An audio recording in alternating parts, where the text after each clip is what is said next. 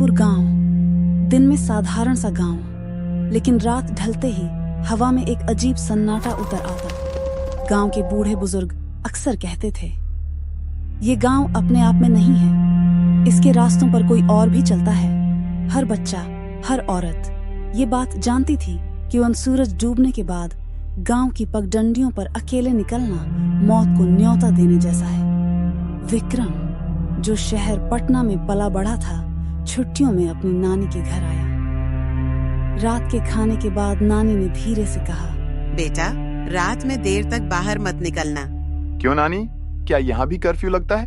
यहाँ कर्फ्यू नहीं, चहलावा घूमता है। नानी, ये सब अंधविश्वास है। मैं शहर से आया हूँ, मुझे पता है भूत प्रेत जैसी कोई चीज नहीं होती। नानी की आंखों में चिंता साफ थी। तुम नहीं मानते, लेकिन जो मानते थे वो अब इस दुनिया में नहीं है। 2 दिन बाद गांव में सालाना मेला लगा। विक्रम अपने कुछ दोस्तों के साथ गया।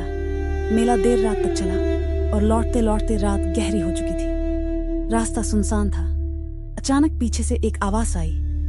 आवाज, अरे विक्रम, जरा रुको। विक्रम ने मुड़कर देखा। वो उसका बचपन का दोस्त राजेश खान था। विक्रम हैरानी से, राजेश, तू तो पटना में था ना, यहाँ कब आया? अभी अभी लौटा हूँ। चल, मैं भी तेरे साथ चलता हूँ। दोनों साथ चलने लगे। कुछ ही देर में विक्रम को अजीब सा लगा। राजेश बहुत चुप था। उसका चेहरा धुंधला लग रहा था। विक्रम, तू ठीक है ना राजेश? राजेश धीरे धीरे हंसने लगा। उसकी हंसी इंसानों जैसी नहीं थी। उसकी आंखें काली पड़ चुकी थीं। मैं राजेश नहीं हूँ, मैं हूँ चहलावा। विक्रम का खून सूख गया। उसने पीछे मुड़कर भागने की कोशिश की, लेकिन चारों ओर सिर्फ धुंध और काली परछाइयां थीं। किसी तरह विक्रम दौड़कर गांव पहुंच गया। अगली सुबह उसने गांव के एक बुजुर्ग पंडित हरिनाथ हाथ से ये बात कही। विक्रम घबराकर, पंडित जी, कल रात मैंने कुछ देखा। कोई मेरे दोस्त का रूप धरकर मेरे साथ चल रहा था। वो कह रहा था कि वो चहलावा है। तू भाग्यशाली है कि जिंदा लौट आया। चहलावा जिसको पकड़ ले वो फिर वापस नहीं आता। विक्रम, लेकिन ये है क्या? कोई भूत है या कुछ और? ये कोई आत्मा नहीं, ये गांव की पुरानी ताकत है जो इंसान की परछाई बन जाती है। ये तेरे अपने किसी करीबी का रूप धर लेता है और जब तू यकीन कर लेता है तब तुझे रास्ते से भटका कर निकल जाता है। उस रात विक्रम घर में था। अचानक खिड़की के बाहर से उसकी माँ की आवाज आई। आवाज धीमे से, विक्रम बेटा, दरवाजा खोलो। वो चौंक बना। उसकी माँ तो पटना में थी, लेकिन आवाज बिल्कुल माँ जैसी थी। तब तुम कौन हो? तेरी माँ ही तो हूँ बेटा, दरवाजा खोल। विक्रम ने नानी को जगाया। नानी ने उसका हाथ पकड़कर कहा, मत खोलना, यही चहलावा है। बाहर से फिर वही हंसी गूंजी और फिर धीरे धीरे सब शांत हो गया। अगले दिन विक्रम ने पंडित से पूछा, विक्रम, इस चहलावे को रोका कैसे जाए? इसे रोका नहीं जा सकता, बस इससे बचा जा सकता है। याद रख। पंडित की बातें सुनकर विक्रम का मन और उलझ गया। उसने कहा, पंडित जी, अगर हम कुछ न करें तो ये कब तक ऐसे ही गांव वालों को डराता रहेगा? जब तक कोई इसका सच नहीं जानता ये चलता रहेगा। विक्रम ने ठान लिया कि वो इस रहस्य को सुलझाएगा। गांव के कोने में एक बहुत बूढ़ी औरत रहती थी। लोग उसे चंदनिया दाई कहते थे। कहा जाता था कि उसने अपनी आंखों से चहलावा देखा है। विक्रम उसके पास गया। विक्रम, दाई, मुझे सच बताइए, चहलावा क्या है?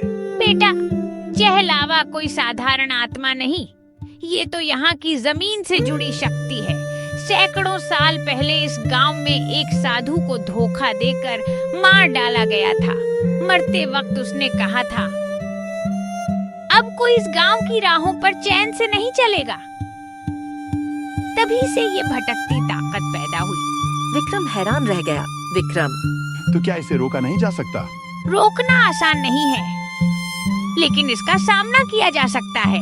याद रख, चहलावा तभी ताकतवर होता है जब इंसान डर जाए। अगर तू उसका सामना हिम्मत से करेगा तो वो पीछे हट जाएगा। अगली ही रात गांव के एक लड़के संदीपान की लाश तालाब के किनारे मिली। उसके चेहरे पर डर ही डर लिखा था। गांव में कोहराम मच गया। लोग आपस में बातें कर रहे थे। एक आदमी, मैंने कहा था रात में बाहर मत निकला करो। दूसरा, ये चहलावा अब और खूंखार हो गया है। विक्रम की नानी ने भी डरते हुए कहा, बेटा अब तू वापस शहर चला जा, ये गांव अब तेरे लिए सुरक्षित नहीं। नानी, अगर मैं भाग गया तो ये सब हमेशा के लिए गांव वालों को सताता रहेगा। मुझे इसका सामना करना ही होगा। उस रात विक्रम अकेले तालाब की तरफ गया। चारों ओर सन्नाटा था। अचानक पीछे से आवाज आई, आवाज बिल्कुल राजेश जैसी। विक्रम, रुक जा। विक्रम ने पीछे देखा। वही राजेश खड़ा था, लेकिन इस बार विक्रम तैयार था। विक्रम कड़क आवाज में, तू राजेश नहीं है, तू चहलावा है। तेरी नजर तेज है, लेकिन तेरे दिल में डर अब भी है। अचानक उसके चारों ओर धुंध फैल गई। उस धुंध में कभी उसकी माँ दिखती, कभी नानी, कभी कोई और दोस्त।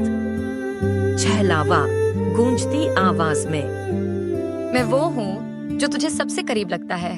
तू चाहे कितना भी भाग ले, मैं तुझे निगल जाऊंगा। विक्रम कांप तो रहा था, लेकिन उसे चंदनिया दाई की बात याद आई। अगर डर गया तो वही जीतेगा। उसने जोर से चिल्लाया, तू चाहे लाख रूप बदल ले, मैं तुझसे नहीं डरता। अचानक धुंध कांपने लगी। वो परछाई कुछ पल के लिए डगमगाई और फिर एक काली आंधी की तरह गायब हो गई। अगली सुबह गांव के लोग हैरान थे। रात को किसी ने कोई अजीब आवाज नहीं सुनी थी। पंडित ने कहा, पंडित, शायद पहली बार किसी ने चहलावे का सामना किया और बच निकला। ये कमजोर हो गया है।